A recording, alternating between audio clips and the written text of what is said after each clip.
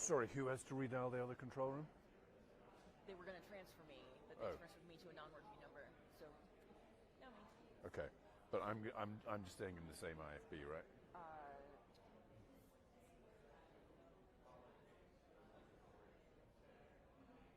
Hey Joshua, this is Andy with Nick. You should be on 6280. So I should change. Right. Yeah, change IFBs. You sure? Oh, you want him on cam? Yeah, they want you. They want you standing. So you gotta redial the IFB. I can do it too. 404. You sure? Yes. Okay. 404-878-6280. Okay. There's the press. PIO's coming in.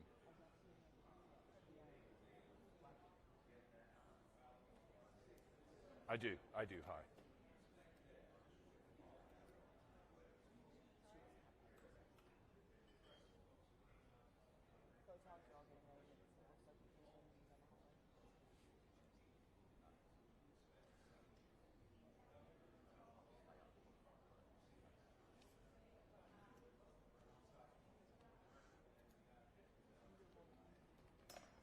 Here they come.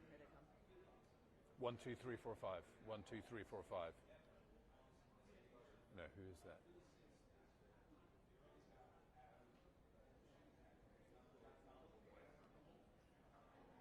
It's not the whole group of people. It's not the whole group.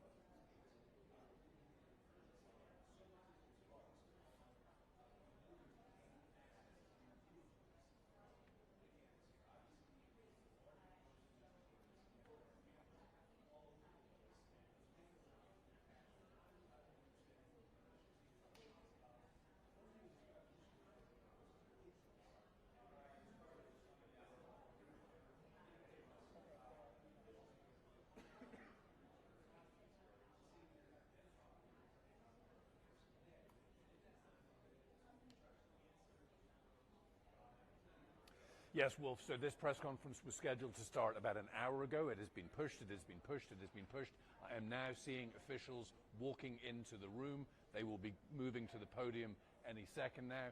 I'm trying to see if I can see Kash Patel. I cannot so far. They are moving towards the podium, and we are going to get this information that now we have been waiting for about an hour for. So, officials moving towards the podium. There is Kash Patel, the director of the FBI. So I believe, Wolf, I should get out of the way and we should see what these officials have to say. Good morning, ladies and gentlemen. At today's press conference, we will hear from Governor Cox, FBI Director Kash Patel, and Sheriff Mike Smith. We also have with us Utah DPS Commissioner Bo Mason, Lieutenant Governor Deidre Henderson, FBI Special Agent in Charge Robert Bowles, and local and federal law enforcement partners. Following the remarks today, Governor Cox, Director Patel, and Commissioner Mason will take questions. Thank you.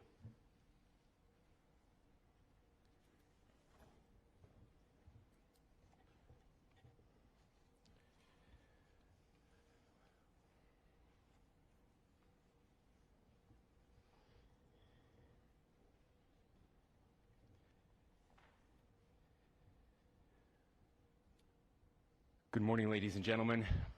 We got him. On the evening of September 11th, a family member of Tyler Robinson reached out to a family friend who contacted the Washington County Sheriff's Office with information that Robinson had confessed to them or implied that he had committed the incident. This information was relayed to the Utah County Sheriff's Office and scene investigators at Utah Valley University. This information was also conveyed to the FBI. Investigators reviewed additional video footage from UVU surveillance and identified Robinson arriving on UVU campus in a gray Dodge Challenger at approximately 8:29 a.m. on September 10th, in which he is observed on video in a plain maroon t-shirt, light-colored shorts, a black hat with a white logo, and light-colored shoes. When encountered in person by investigators in Washington County on September 12th in the early morning hours, Robinson was observed in consistent clothing with those surveillance images. Investigators interviewed a family member of Robinson who stated that Robinson had become more political in recent years. The family member referenced a recent incident in which Robinson came to dinner prior to September 10th, and in the conversation with another family member, Robinson mentioned Charlie Kirk was coming to UVU. They talked about why they didn't like him and the viewpoints that he had. The family member also stated Kirk was full of hate and spreading hate. The family member also confirmed Robinson had a gray Dodge Challenger. Investigators identified an individual as the roommate of Robinson. Investigators interviewed that roommate, who stated that his roommate, referring to Robinson, made a joke on Discord. Investigators asked if he would show them the messages on Discord. He opened it and showed several messages to investigators and allowed investigators to take photos of the screen as each message was shown by Robinson's roommate. These photos consisted of various messages, including content of messages between the phone contact named Tyler with an emoji icon and Robinson's roommate's device. The content of these messages included messages affiliated with the contact Tyler, stating a need to retrieve a rifle from a drop point, leaving the rifle in a bush, messages related to visually watching the area where a rifle was left, and a message referring to having left the rifle wrapped in a towel. The messages also refer to engraving bullets and a mention of a scope and the rifle being unique. Messages from the contact Tyler also mentioned that he had changed outfits. I know there's been speculation as well as to the writing on those casings, those bullet casings, and I believe we have that as well. And I will share that with you now. So the area north of Campus Drive Road where the suspect crossed over, you saw some of that in the video that we released last night, consists of a grassy area with trees on the edge of the UVU campus. Investigators discovered a bolt-action rifle wrapped in a dark-colored towel. The rifle was determined to be a Mauser Model 98 30-06 caliber bolt-action rifle. The rifle had a scope mounted on top of it. Investigators noted inscriptions that had been engraved on casings found with the rifle.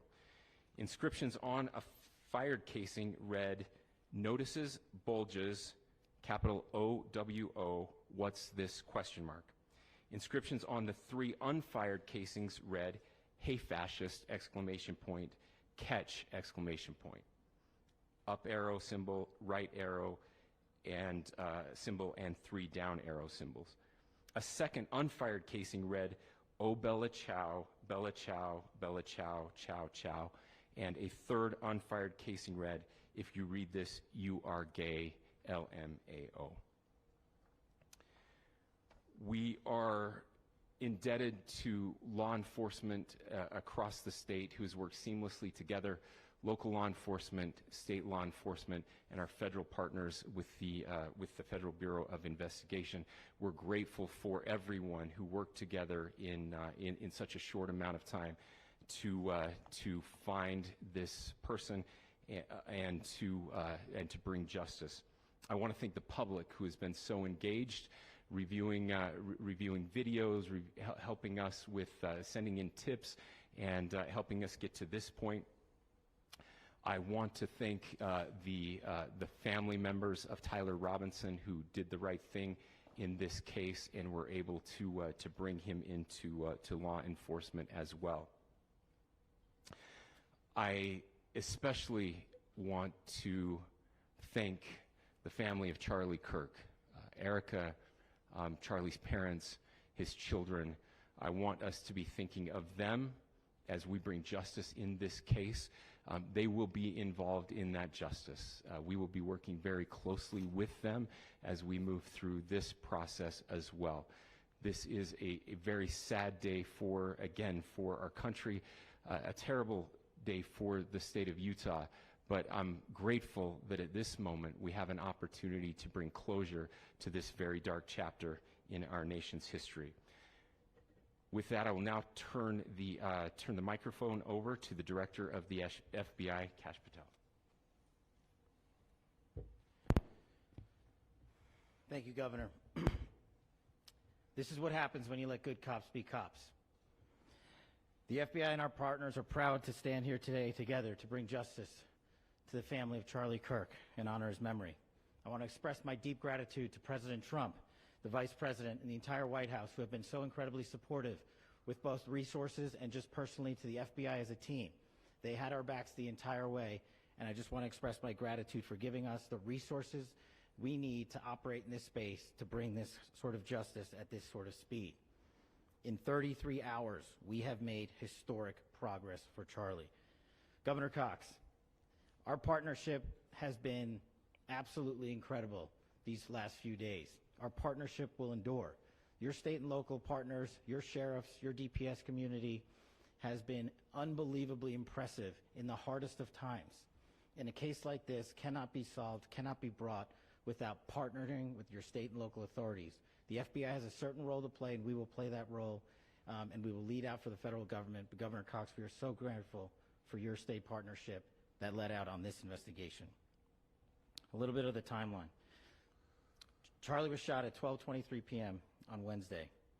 The first FBI agents arrived on scene in 16 minutes with chiefs of police at 12:39 and secured the scene. The FBI immediately launched fixed-wing assets. We utilized these assets to transport personnel, specialty technicians, hostage rescue teams. We also utilized these assets to go back and forth from the East Coast and here in Utah to transport forensic evidence and other evidence that will be analyzed and is being analyzed at our FBI laboratories in Quantico and other laboratories, including the ATF. At my direction, the FBI released the first set of FBI photos of the suspect at 10 a.m. local time on 9/11. Then, shortly thereafter, the FBI reward of $100,000 was released at 10:45 a.m. local. Myself and Deputy Director Bongino arrived on the scene at approximately 5:30 p.m. on 9/11. The governor led a press conference last night at approximately 8 p.m., where at my direction, the FBI released a never-before-seen video of the suspect. We also released new images to the public of the suspect. And just last night, the suspect was taken into custody at 10 p.m. local time. In less than 36 hours, 33 to be precise, thanks to the full weight of the federal government and leading out with the partners here in the state of Utah and Governor Cox, the suspect was apprehended in a historic time period. And I want to highlight what Governor Cox said. This would not have been possible without you, the media, and you, the public. That's why we went so public, so fast, and we're so transparent, and we're committed to that transparency. The crime scene, just a little bit there. It is a large crime scene. State and local authorities, along with federal authorities, processed that crime scene quickly. And I even had the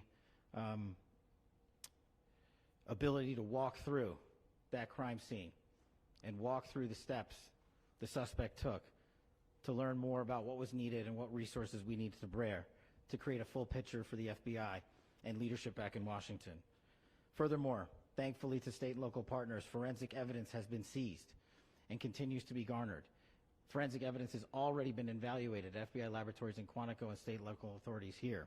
We will continue to process evidence as we see it, as we collect it, and we will continue to deliver to Governor Cox and his team. Last night, we had a total of approximately 7,000 leads. As of this morning, thanks to your great work, we have over 11,000 leads that were called in to the FBI. And we are running out every single lead that we can. Every one of those leads will be run out. The arrest is a testament to the dedication of good law enforcement being great and partnerships in law enforcement, which I've tried to highlight as my tenure as the director of the FBI. There is no better relationship for law enforcement than the FBI to partner with state and local authorities, and you've seen it here in these last few days. The FBI Salt Lake Field Office, along with our offices in LA, Phoenix, Denver, San Antonio, Las Vegas, Pittsburgh, Buffalo, our headquarters component in Quantico, all participate in the FBI. I want to express my deep gratitude to the employees of the FBI, the men and women, the evidence response team tacticians, the special operators, the agents, the support staff. You have done monumental work in historic time when the public, who had a right to demand such an expeditious solving of an investigation, the FBI answered that call diligently, critically important to our nation, and we delivered. And I'm proud to be their leader, and I'm proud to be the director of the FBI. This is very much an ongoing investigation, as the governor said, and we will continue to work with state and local authorities to develop the investigation, to provide them the evidence they need for their ongoing prosecutions, and we will be here to answer every call they absolutely have, as long as it takes, for as long as we need to find and apprehend whatever suspects were involved in this crime. Lastly, to my friend Charlie Kirk, rest now, brother. We have the watch, and I'll see you in Valhalla.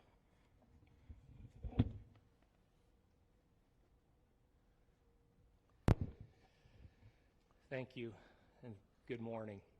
I would just like to take a few minutes as the sheriff to express my gratitude for everybody who has played a part in this investigation. As you know, it's been a vast, a complicated, and a very, very fast-paced investigation. You're looking at people standing up here who are running on, if they got an hour's sleep in the last couple of days, they're probably lucky. It has been very taxing. It has been so impressive, speaking on behalf of the local law enforcement, to see the cooperation that we've seen in this type of case. Across the state, sheriffs, chiefs, our state partners have stepped up and have come to the call on anything that we needed. Our county chiefs have been phenomenal. Our Utah County Attorney, Jeff Gray, who's standing up here with us, has been phenomenal in leading us through this investigation. I would like to thank the federal government for their resources, their assets. Our local team here, our FBI team, has been extraordinary in helping us work through this and bring this person to justice. Most of all, I would like to thank the public, and specifically, I would like to thank the public who turned to prayers and who turned to positiveness for us. I would like to thank them on behalf of the law enforcement community, because we needed those prayers. That's what we needed to get through this. We needed your support, and you gave it to us. We needed your patience, and you gave it to us. And I would like to thank you for the Kirk family, because that's what they need, is your support and your prayers, and that will get us through all of this. So thank you, everybody, for everybody that have stepped up. We've had such a phenomenal response to this. Thank you.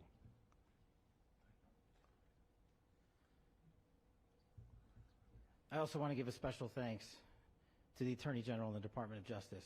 Their unwavering support and their commitment to justice is shown true here.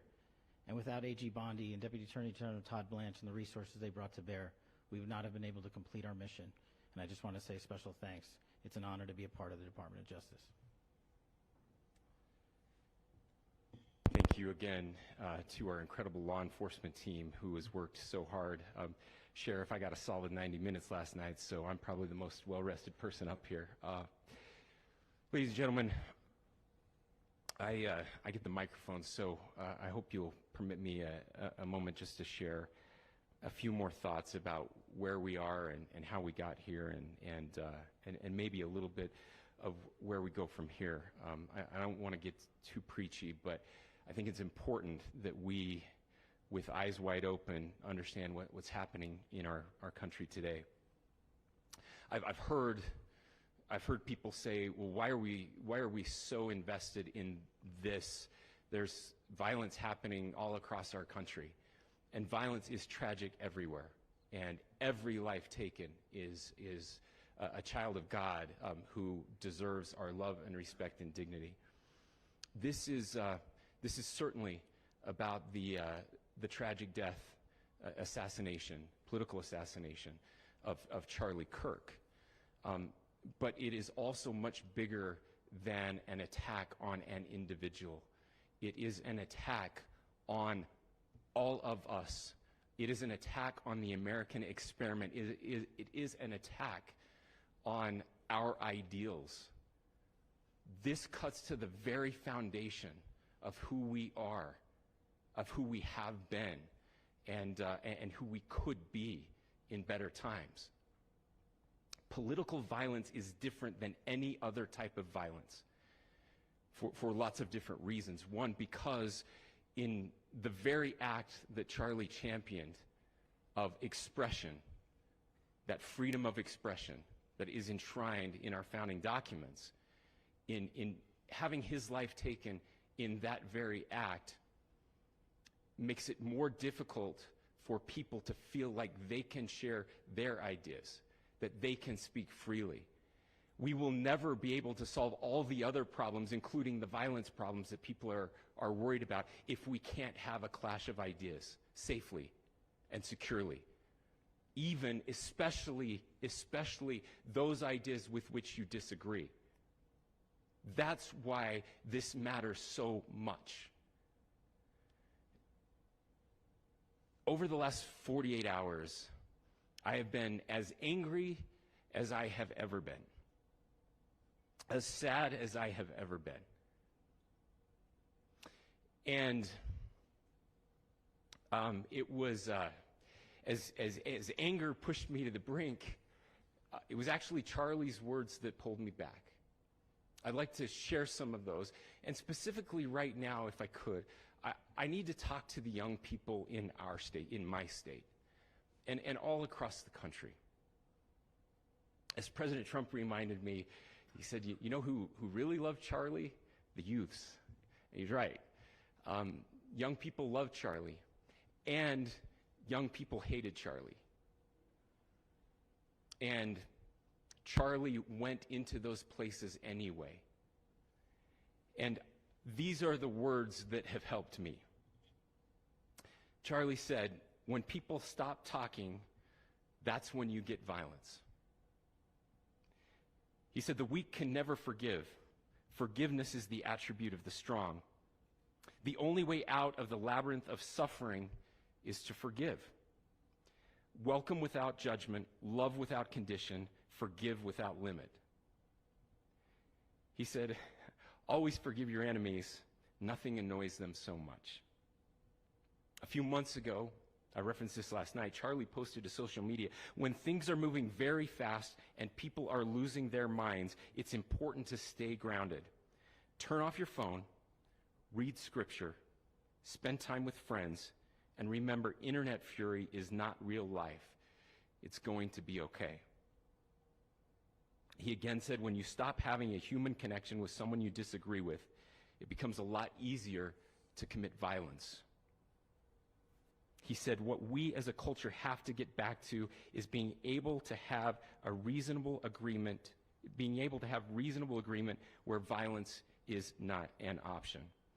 Now, again, to my young friends out there, you are inheriting a country where politics feels like rage. It feels like rage is the only option. But through those words, we have a reminder that we can choose a different path. Your generation has an opportunity to build a culture that is very different than what we are suffering through right now. Not by pretending differences don't matter, but by embracing our differences and having those hard conversations. I think we need more moral clarity right now. I hear all the time that words are violence. Words are not violence. Violence is violence. And there is one person responsible for what happened here. And that person is now in custody and will be charged soon and will be held accountable. And yet, all of us have an opportunity right now to do something different. I want to thank my fellow Utahns. This bad stuff happens. For 33 hours, I was praying that if this had to happen here, that it wouldn't be one of us, that somebody drove from another state, somebody came from another country. Sadly, that prayer was not answered the way I had hoped for, just because I thought it would make it easier on us if we could just say, hey, we don't do that here. And indeed, Utah is a special place. We lead the nation in charitable giving. We lead the nation in service every year. But it did happen here. And it was one of us. But I want you to look at how Utahns reacted the last 2 nights. There was no rioting. There was no looting. There were no cars set on fire. There was no violence. There were vigils and prayers and people coming together to share their humanity. And that, ladies and gentlemen, I believe is the answer to this. We can return violence with violence. We can return hate with hate. And that's the problem with political violence, is it metastasizes. Because we can always point the finger at the other side. And at some point, we have to find an off-ramp, or it's going to get much, much worse. But see, these are choices that we can make. History will dictate if this is a turning point for our country. But every single one of us gets to choose right now if this is a turning point for us. We get to make decisions. We have our agency. And I desperately call on every American, Republican, Democrat, liberal, progressive, conservative, MAGA, all of us to please, please, please follow what Charlie taught me. I'll just conclude with words I share often from a friend and author, Yuval Levin, who was asked if he was optimistic about our country. And he said, I'm not optimistic. He said, I hate optimism. God, that sounds bad. But he said, optimism is a vice. It's this idea that good things are just going to happen. And he said, in the history of the world, good things have never just happened. He says, I'm not optimistic, but I am hopeful. And hope is the virtue that sits between the vices of optimism and pessimism. Hope is the idea that good things are going to happen because we can make them so. I still believe in our country. And I know Charlie Kirk believed in our country. I still believe that there is more good among us than evil. And I still believe that we can change the course of history. I'm hopeful because Americans can make it so. Ladies and gentlemen, we're happy to answer any questions you might have. Governor, can you please speak to whether the suspect is speaking with authorities and his demeanor, Tyler Robinson, when he turned himself in? I cannot speak to that. Governor, how do you interpret the engravings on the case of the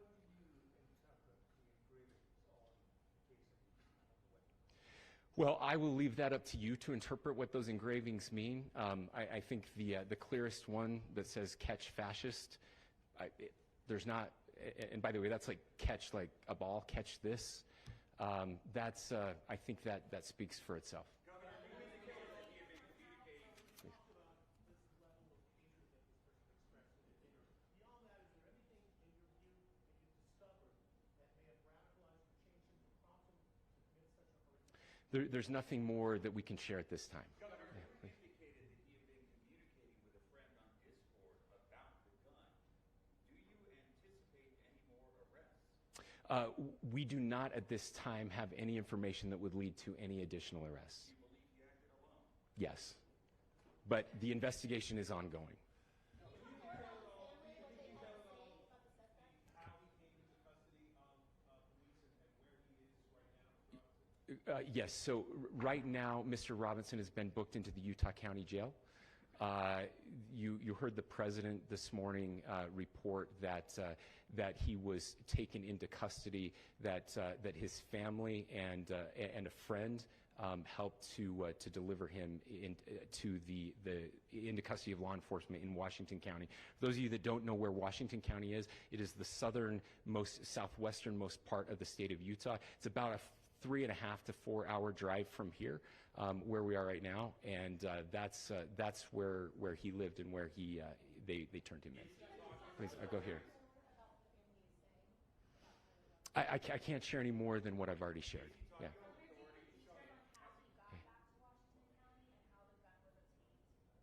So how we obtained the gun was found here. Yeah, so I don't have much more details on that.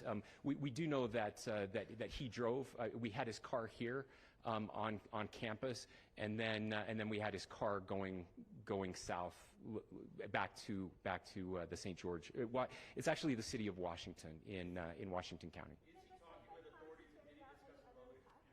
I'm sorry? We don't have any information that would lead us to believe that. Yes, in fact, it was just released. Yes. I can't answer that right now. Can you clarify? Over here.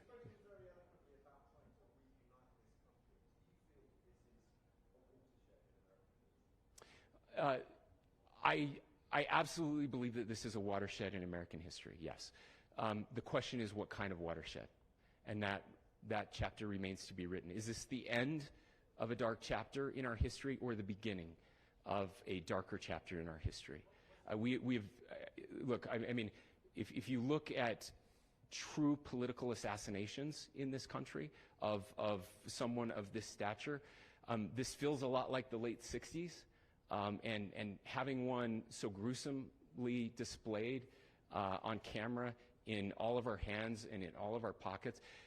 We are not wired as human beings biologically, historically. We have not evolved in a way that we are capable of processing those types of violent imagery. And by the way, we've seen another one with a gruesome stabbing very recently that went viral. This is not good for us. It is not good to consume.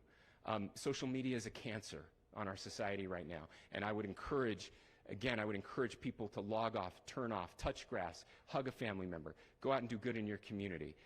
That is happening, and it's happening organically right now. I had a friend in a small city in Utah who said, we're getting together, the Republicans and Democrats in my little town are getting together to have a discussion last night, just to find a way to find their better angels. So yes, this could be, I mean, again, you have to go back to JFK to have seen a video live of something like this happening.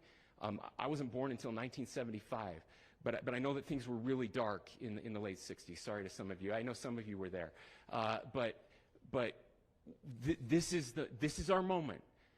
Do we escalate, or do we find an off-ramp? And again, it's a choice. It's a choice, and every one of us gets to make that choice. Two more questions right here. Could we clarify that the release of those enhanced images at 8 p.m., the timeline that Director Patel gave us, led to the arrest at 10 p.m.? Is there a direct connection between those two events? I cannot comment if there is a direct connection or not, but all I can say is that through some process, the family came to know that this had happened. One more thing, Governor. Could you just clarify the clothing issue you mentioned earlier? Was he changing outfits? Correct. Could you just clarify this? Yes. So when he's first spotted on campus, he has different clothing on, and then he changes clothing on the roof, and then changed back into that clothing at some point, so that when he was apprehended, when he was arrested, the clothing matched the clothing he had on before the shooting here at UVU. Last question here. Yes.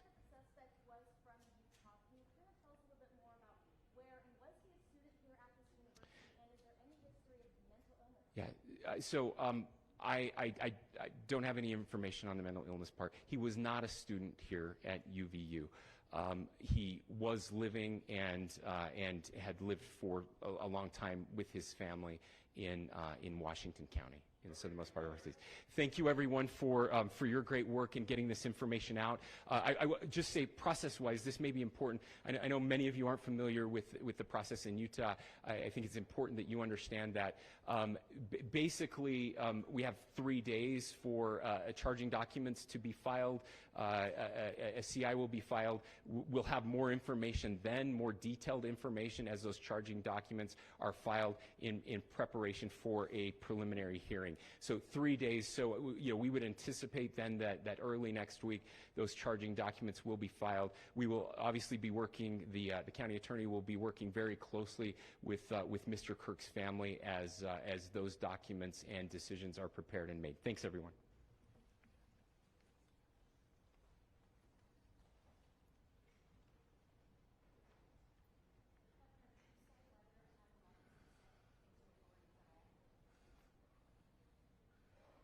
Do you guys want Nick?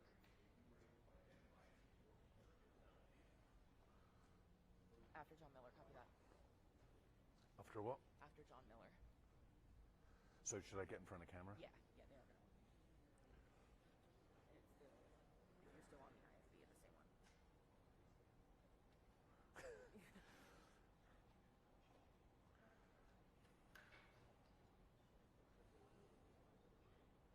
One, two, three, 1, 2, 3, 1, 2, 3, 1, 2, 3. Cool.